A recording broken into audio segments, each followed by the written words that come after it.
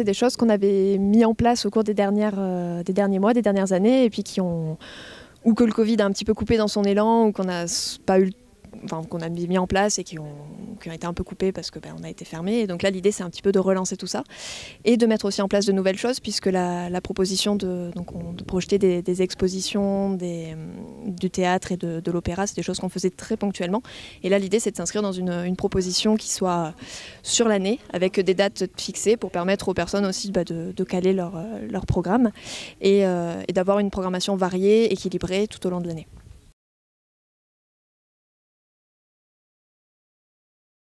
On va proposer effectivement des retransmissions en fait des captations d'opéra, beaucoup à l'Opéra de Paris mais pas que, et des retransmissions de la Comédie Française qui cette année fait une année Molière pour l'anniversaire de Molière, va proposer des pièces de théâtre, donc il y en aura 4, et 3 de ces 4 sont encore inédites puisqu'elles seront jouées à la Comédie Française, filmées et retransmises ensuite dans les salles de cinéma, dont la nôtre. Et on propose aussi donc des expositions qui sont des visites virtuelles en fait, de musées aux 4 coins du monde sur différentes thématiques, différents peintres.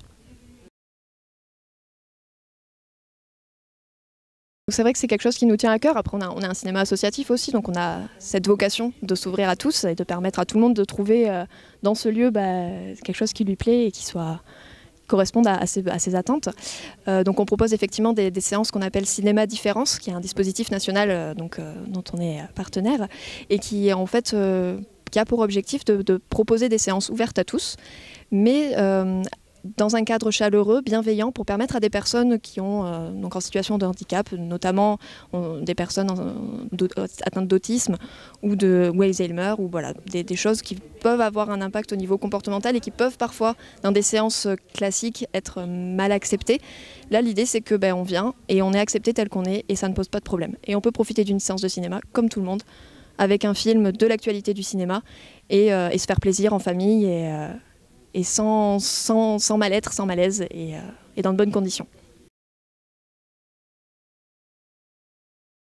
C'est quelque chose qu'on a mis en place depuis quelques années, qui ont rencontré un beau succès que les gens apprécient.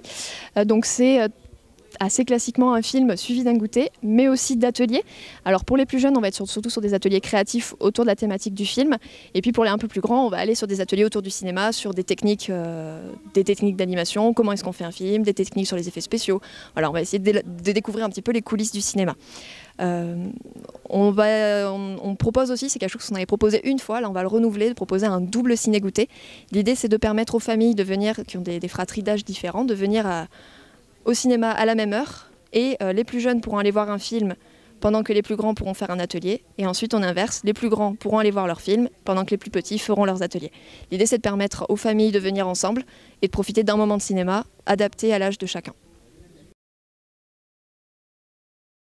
C'est nouveau depuis quelques mois, donc c'est quelque chose qu'on propose donc tous les mois, tout le premier vendredi de chaque mois. On va proposer une séance à 15 h, donc en après-midi. L'idée c'est de proposer une séance qui soit accessible là encore à tous, mais qui va cibler notamment des personnes qui sont peut-être pas forcément à l'aise pour venir au cinéma le soir de nuit, ou qui n'ont pas forcément de moyens de mobilité et qui peuvent profiter des bus dans la journée. Et l'idée c'est donc de profiter d'un film au cinéma en après-midi. Et la petite particularité c'est que c'est des séances qu'on veut participatives, puisque le public aura la possibilité juste avant de chaque film de voter pour le film qu'il souhaite voir à la prochaine séance. Donc on diffuse des bandes annonces et le public vote et choisit le film de la prochaine fois. On s'inscrit effectivement dans les festivals ou les journées mondiales qui existent et qui sont au niveau national, et on propose des programmations adaptées dans ces cadres-là. Donc là, la prochaine, c'est la fête de l'animation qui aura lieu fin octobre. Et voilà, pendant laquelle on est en cours de programmation, mais on essaye d'accueillir des équipes de films autour de films d'animation qui ne sont pas que pour le jeune public, mais aussi pour le public adulte.